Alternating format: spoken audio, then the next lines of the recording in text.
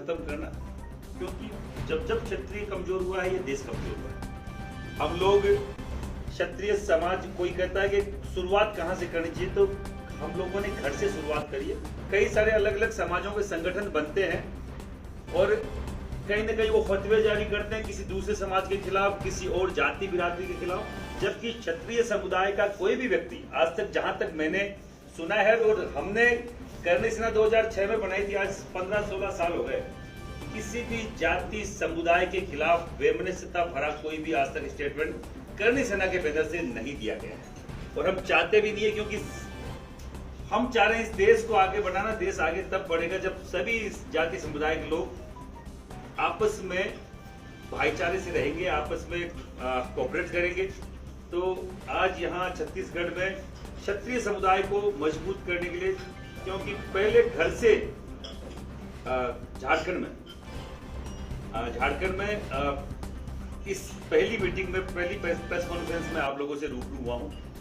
समाज के मुद्दों को लेकर, समाज में जागरूकता को लेकर, समाज में चाहे वो शिक्षा हो, चाहे महिला शिक्षा हो, महिला उत्थान हो, विधवा विवाह हो, जो भी कोई हमारी कुरीतियां है उसके ऊपर हम लोग बात करने आए हैं। और उसके अलावा भी, जैसे कि अभी आरक्षण का जो मामला है, स्वर्ण समाजों को 10% का आरक्षण दिया गया। आपके यहाँ पे कई सारी बैरियर है आरक्षण में, 10% ईडब्ल्यूएस में दिया तो गया है, पर वो आसानी से उपलब्ध नहीं हो पा रहा है अभी भी। तो उस बात पे भी हम लोग चर्चा करेंगे। आपके कोई भी, किसी भी पत्रकार बंधु के मन में कोई शंका, कोई समाधान, कोई प्रश्न हो तो आप पूछ सकते हैं। तो चौहान जी, आप यहाँ आए अपने संगठन को विस्तार देने, या समाज में जो फैली कुरीतियां है और खासकर करनी समाज में उसको दूर करने? करणी सेना एक सामाजिक संगठन है, और ये संगठन अगर समाज में फैलेगा तभी हम लोग जागरूकता ला पाएंगे। हम पहुंचेंगे नहीं तो जागरूकता आएगी कहां से? राजस्थान का ये बेस्ट ये संगठन है, राजस्थान बेस्ट, राजस्थान से उसकी उत्पत्ति हुई है। स्वर्गीय कल्याण सिंह जी कालवी, जो चंद्रशेखर सरकार में ऊर्जा मंत्री थे, उनके बेटे सबसे बड़े राजपूत समाज के नेता हमारे माननीय लोकेंद्र सिंह जी कालवी ने 2006 में करणी सेना बनाई थी, और उनका ये संगठन है। और हमने काफी सारे सालों तक केवल राजस्थान में काम किया, क्योंकि हम चाहते थे कि राजपूत समुदाय राजस्थान में खूब बड़ी संख्या में है। यहाँ तो राजपूत समुदाय, क्षत्रिय समुदाय 3-4% है, हमारे वहाँ 9-10% तक है। राजपूताना उसका नाम था।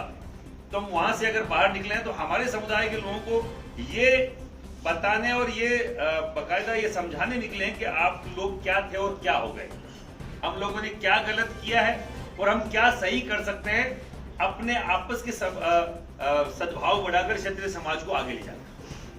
तो आपका संगठन एक साथ होकर चुनाव में भी अपनी हिस्सेदारी और भागीदारी सुनिश्चित करेगा, या सिर्फ सामाजिक काम को ही आगे बढ़ाए? पिछले 16 सालों में 3 विधानसभा और 3 लोकसभा चुनाव करणी सेना ने देखे, और हमारे बोलने से सरकारें बनती भी है, बिगड़ती भी है। और हमारी जो करणी सेना जो संस्था है, श्री राजपूत करणी सेना, कभी भी पॉलिटिकल मामले में सीधे हस्तक्षेप नहीं करती।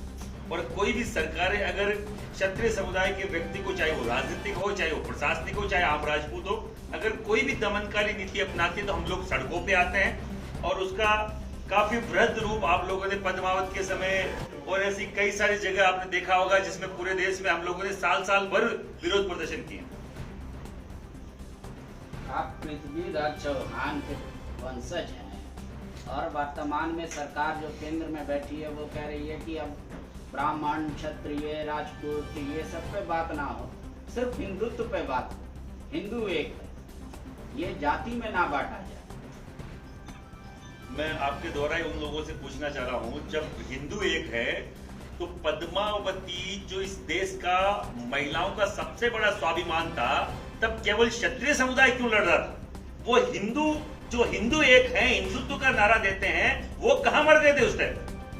जो आरएसएस जैसी संस्थाएं जिन्होंने बना रखी है, अभी करौली में अभी हिंदू समुदाय, हिंदू मान लीजिए, पर्टिकुलर हिंदुओं की कोई जाति पे हुआ होगा, अगर कोई मुस्लिम समुदाय ने पत्थरबाजी करी रामनवमी पे, तो अब वहां वो हिंदू समुदाय केवल राजपूत या करणी सेना को क्यों कोस रहा था?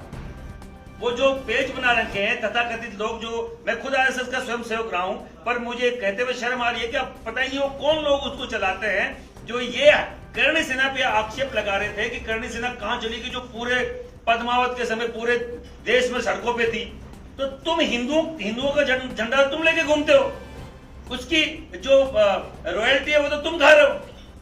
क्षत्रिय समुदाय ने थोड़ी कभी हिंदुत्व का नारा दिया। क्षत्रिय समुदाय सबके साथ चला है, चाहे मुस्लिम हो, चाहे हिंदू, चाहे सिख हो, चाहे ईसाई हो। क्षत्रिय के लिए तो इस देश महान, ये देश प्रथम होना चाहिए। जातिवाद में हिंदुत्व का अगर वो जो नारा दे रहे हैं, पहले अपनी गिरबान में झांकें कि जब क्षत्रियों की बात आती है तब हिंदुत्व नहीं आता क्या कहीं पे? जय मां भवानी, जय मां भवानी, जय मां भवानी। जय मां भवानी, जय मां। धन्यवाद। विजुअल बना दो।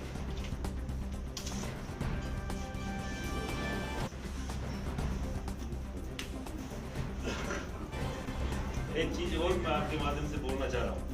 अभी वीर साहब मुंडा की पोती का एक मामला आया था, मैंने राजस्थान में पढ़ा था।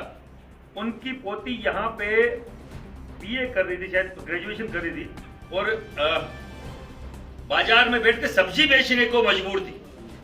और मैं आपको ये कहते हुए मुझे भी थोड़ा बुरा लग रहा है कि जिस झारखंड को आदिवासियों के नाम से आदिवासियों के लिए जाना जाता है, और जिसको बनाने वाले वीर साहब मुंडा थे, उनके परिवार के लिए कोई ये आदिवासी नेता गए, न आदिवासियों के नाम पे रॉयल्टी खाने वाले नेता गए, न SC/ST या जो भी दलित की बात करता है वो नेता गए।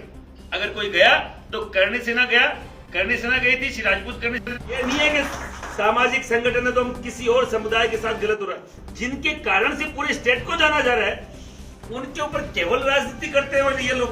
और ये हमें पूछ रहे हैं कि हिंदुत्व क्या है? वीर साहब मुंडा हिंदू नहीं थे क्या? क्या आदिवासी है केवल? लास्ट में मूल तो कहीं हिंदुत्व पे आती होगी। और ये सब बकवास था। मैं केवल बोलना चाह रहा हूं, किसी भी समुदाय अभी के जो पूर्वज उनके जो है, अगर उनके ऊपर विपदा आएगी, जैसे अभी आपसे बड़े स्वतंत्रता सेनानी बाबू वीर कुंवर सिंह जी के परपोत्र बबलू सिंह को पीट पीट के पुलिस के द्वारा मार दिया जाता। 23 अप्रैल को अमित शाह और राजनाथ सिंह जी आ रहे हैं। मैं आपके माध्यम से उनसे भी पूछना चाह रहा हूं, आप क्या खीर खाने आ रहे हो क्या? उसके उस हत्यारे को पहले तो वो फांसी की सजा सुनाओ। क्या बाबू वीर कुंवर सिंह जी ने अपना बलिदान इसलिए दिया था कि तुम जैसे नेता आएंगे और उनके पोते पड़पोत्र को तुम लोग प्रशासन से लाठी भाटा करवा के मरवा दोगे? और उसका जुर्म क्या था कि उसने 2 पेग ले रखे थे। और बिहार में दारू अलाउ नहीं है, जबकि बिहार में आसपास के झारखंड, छत्तीसगढ़ से 3 गुना 5 गुना ज्यादा दारू की खपत हो रही है। वो 2 नंबर की दारू तुमने बंद करी, 1 नंबर की रेवेन्यू आता, कोई बात नहीं। 2 नंबर से तुम लोगों ने उन माफियाओं का पैदा कर दिया जो जहरीली दारू से लोग मर रहे हैं। तुम उन पे काबू नहीं कर सकते तो इस तरीके के ये तुगलकी फरमान क्यों जारी करते हो? तो हम लोग यहां से उनके वहां भी जाएंगे, वीर साहब बाबू वीर कुंवर सिंह जी के। तो कहीं अगर किसी को ये शंका हो कि हम लोग किसी एक के लिए बात करते हैं, क्षत्रिय समुदाय के लिए, तो वीर साहब मुंडा भी हमारे लिए वही क्षत्रिय है, क्योंकि जो लड़ता है वो क्षत्रिय है, जो अपने देश के लिए लड़ता है वो क्षत्रिय है। और वीर साहब मुंडा इस देश के लिए लड़े हैं, हमारे लिए तो महाराणा प्रताप के बराबर, वो भी महाराणा प्रताप के बराबर। महाराणा प्रताप की सेना में भी भील थी और उन्होंने महाराणा प्रताप को साथ दिया जीवन पर्यंत अकबर के खिलाफ। तो हमारे लिए सब बराबर है। जो लड़ रहा है देश के लिए वो क्षत्रिय समान है, और जो नहीं लड़ रहा है, केवल अंगुली उठा रहा है, उन्हें हमारे कोई क्षत्रिय समाज कोई फर्क पड़ता नहीं है, चाहे कोई भी आओ, कोई फर्क नहीं। धन्यवाद।